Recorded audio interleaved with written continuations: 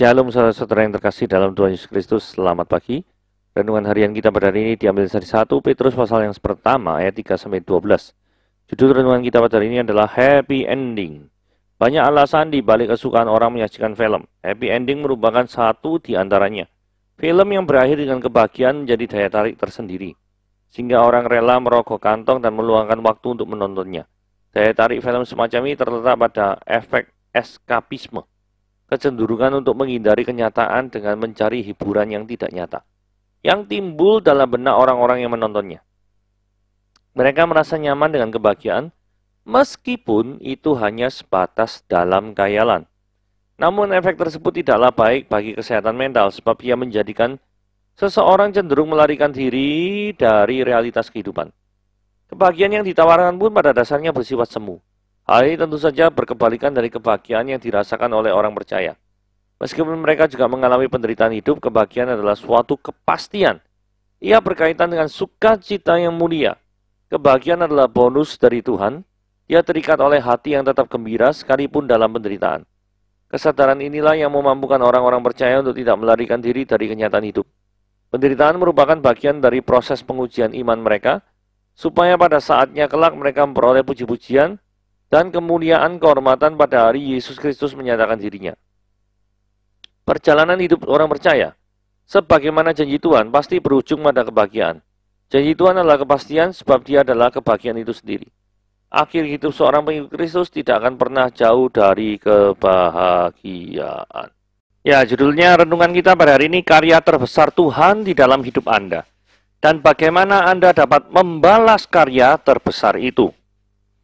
Nah, mari kita baca 1 Petrus 1 ayat 3-12 ya. Terpujilah Allah dan Bapa Tuhan kita Yesus Kristus, yang karena rahmat-Nya yang besar telah melahirkan kita kembali oleh kebangkitan Yesus Kristus dari antara orang mati kepada suatu hidup yang penuh pengharapan, untuk menerima suatu bagian yang tidak dapat binasa, yang tidak dapat cemar, dan yang tidak dapat layu, yang tersimpan di sorga bagi kamu, yaitu kamu yang dipelihara dalam kekuatan Allah karena imanmu, sementara kamu menantikan keselamatan yang telah tersedia untuk dinyatakan kepada zaman akhir. Bergembiralah akan hal itu, sekalipun sekarang ini kamu seketika harus berduka cita oleh berbagai-bagai pencobaan.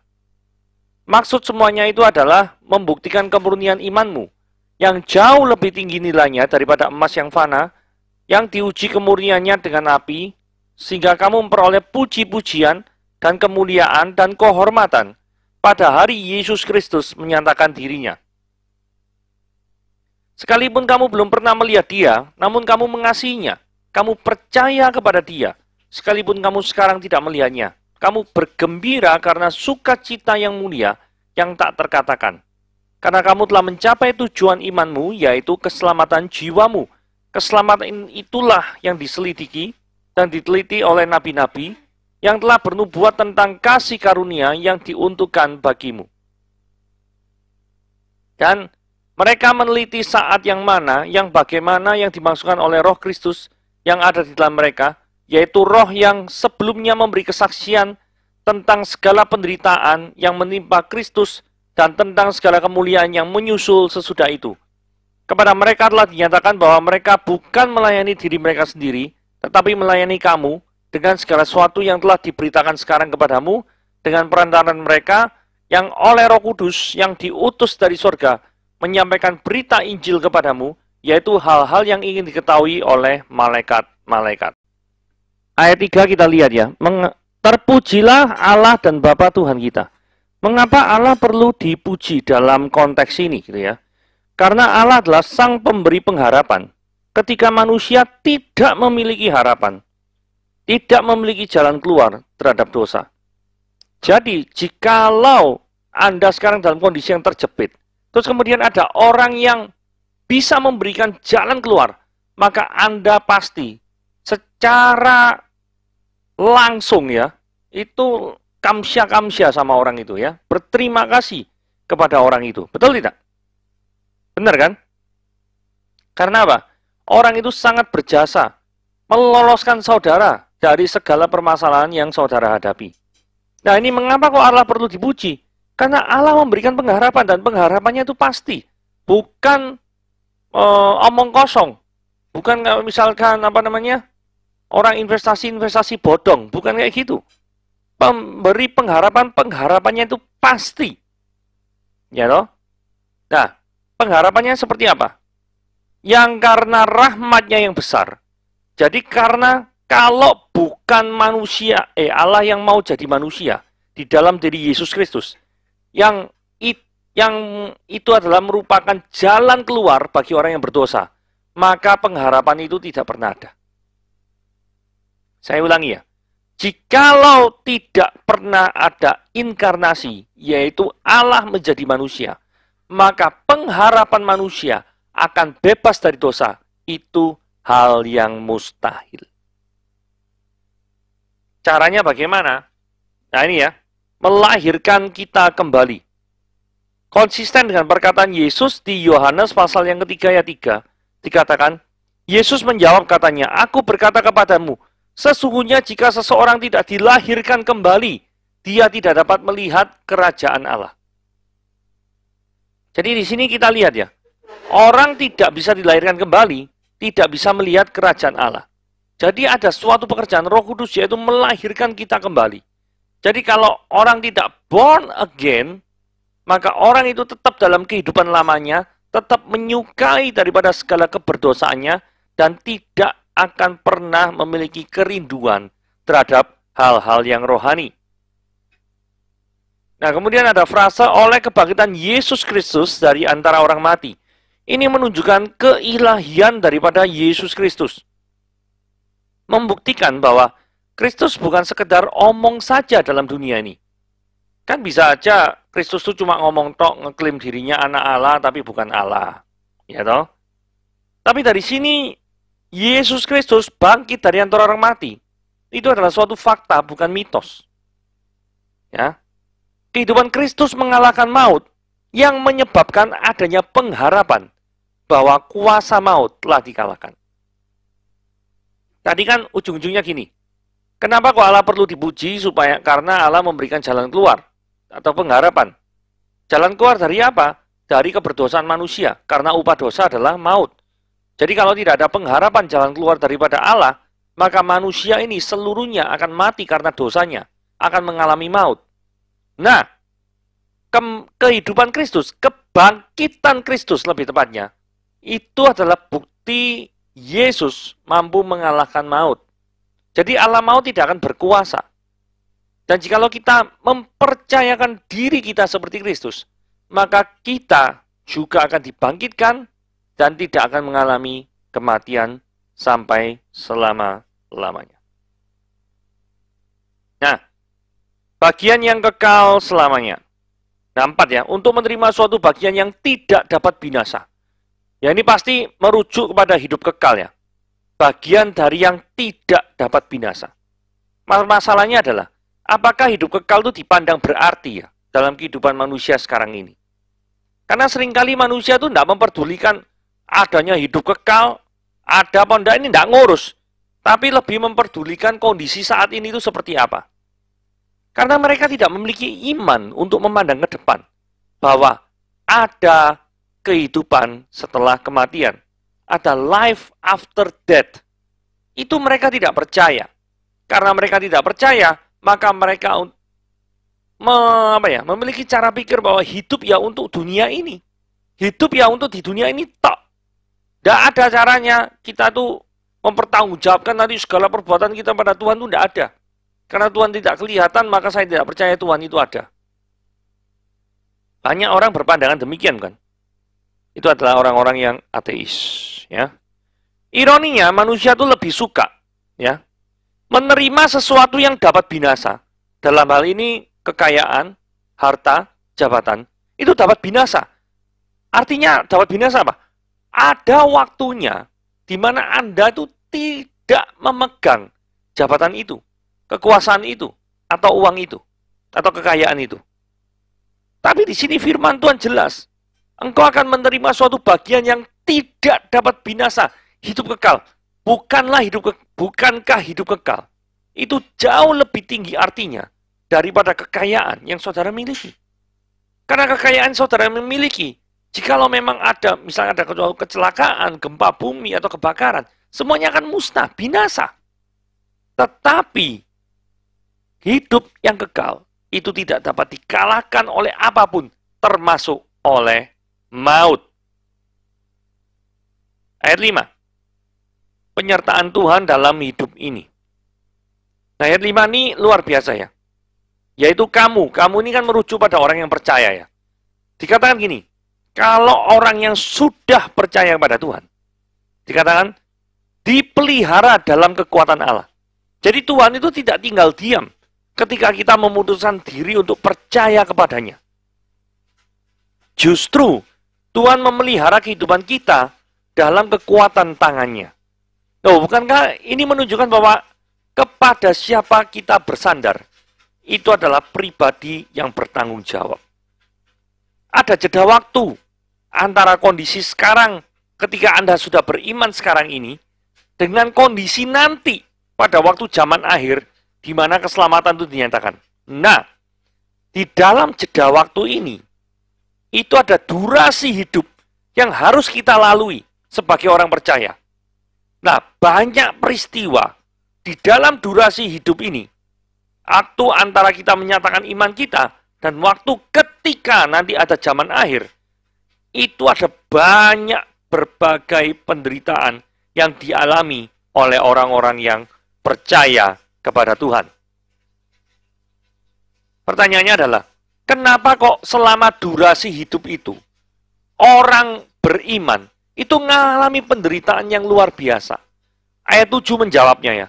Maksud semuanya ini ialah untuk membuktikan kemurnian imanmu. Suatu iman itu bisa terbukti murni atau tidak, itu dengan adanya kesukaran. Itu adalah tujuan penderitaan yang dialami oleh orang Kristen.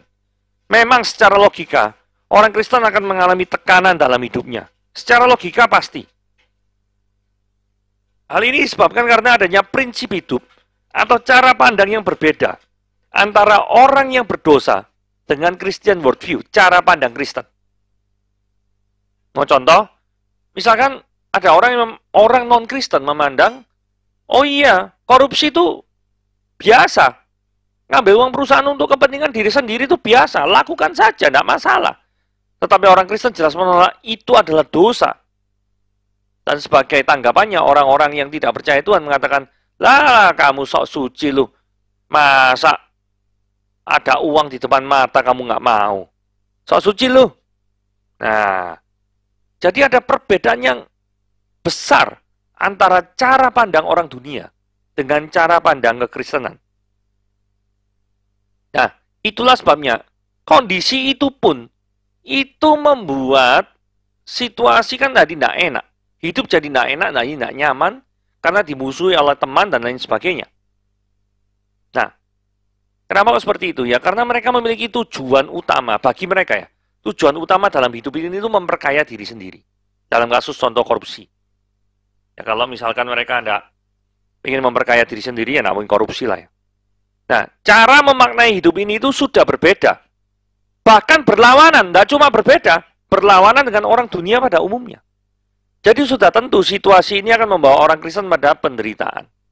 Hidup di tengah orang-orang yang mayoritas memiliki pandangan berdosa. Itu akan mendatangkan penderitaan tersendiri. Nah, ayat yang ke-8, 9, 10 ya. Keselamatan jiwa manusia. Ayat 8 itu menunjukkan sikap hidup yang menjadi konsekuensi logis bagi setiap orang yang percaya. Saudara perhatikan ayat 8-nya. Belum pernah melihat dia, namun kamu mengasihinya. Kamu percaya kepada dia, sekalipun kamu tidak pernah melihatnya. Kata belum pernah melihat, tidak pernah melihat, itu diulangi sampai 2 kali. Nah, ini menunjukkan bahwa kamu bisa percaya pada dia walaupun tidak melihat. Itu adalah tindakan iman, konsekuensi logis daripada iman. Itu seperti ini. Kamu bergembira karena sukacita yang mulia, yang tidak terkatakan. Saudara tidak melihat Yesus, tidak pernah melihat Yesus dalam seumur hidup, tetapi bisa merasakan kasih-Nya yang luar biasa. Dan ketika Anda merasakan kasih-Nya yang luar biasa, maka Anda akan seperti dikatakan dalam ayat 8, bergembira karena sukacita mulia yang tidak terkatakan. Nah, ayat 9 ini menunjukkan kaitan antara iman dan keselamatan. Tujuan daripada imanmu, yakni keselamatan jiwa. Jadi ini yang paling penting ya. Yang perlu manusia dapatkan di dunia ini, yang paling penting itu bukan rumah senilai 5M, 4M, 10M itu bukan. Yang paling penting adalah ketika manusia berdosa di dunia ini, yang sudah cemar dosa ini, bertemu, encountering with God, bertemu, berjumpa bersama dengan Yesus. Itu yang paling penting.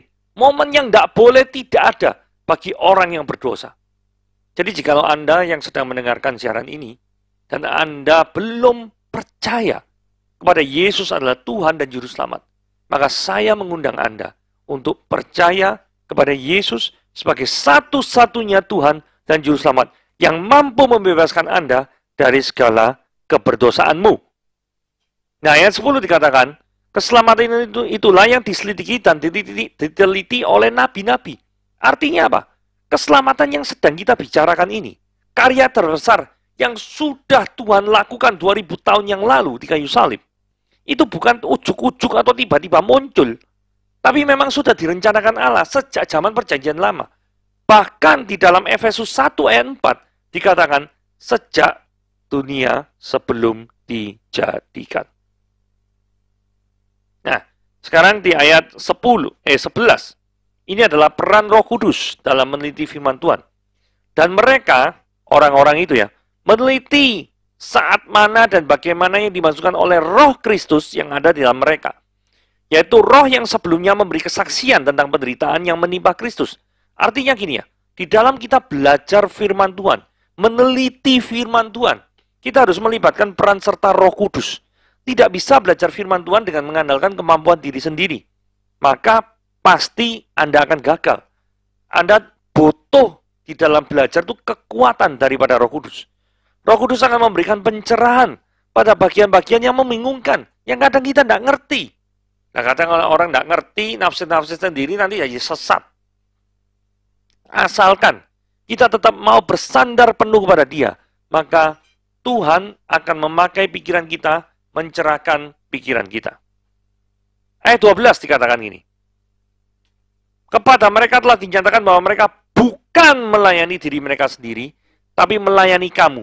Jadi artinya gini ya, belajar firman, mengandalkan Roh Kudus, itu semata-mata hanya supaya menjadi apa? Saluran berkat Tuhan untuk memberitakan Injil kepada orang-orang yang belum percaya, orang-orang yang masih hidup di dalam kegelapan. Ini dilakukan semuanya itu demi pelayanan kepada Tuhan. Nah, bagi saudara yang sudah percaya kepada Yesus, sudahkah Anda memberitakan Injil? Mungkin kepada teman sekerjamu yang setiap hari engkau bertemu, atau kepada orang-orang di dalam rumahmu, kepada pembantumu mungkin, atau kepada siapapun anggota keluargamu yang belum percaya. Doakan mereka, beranikan kita untuk bicara memberitakan Injil kepada setiap daripada mereka. Tuhan Yesus memberkati.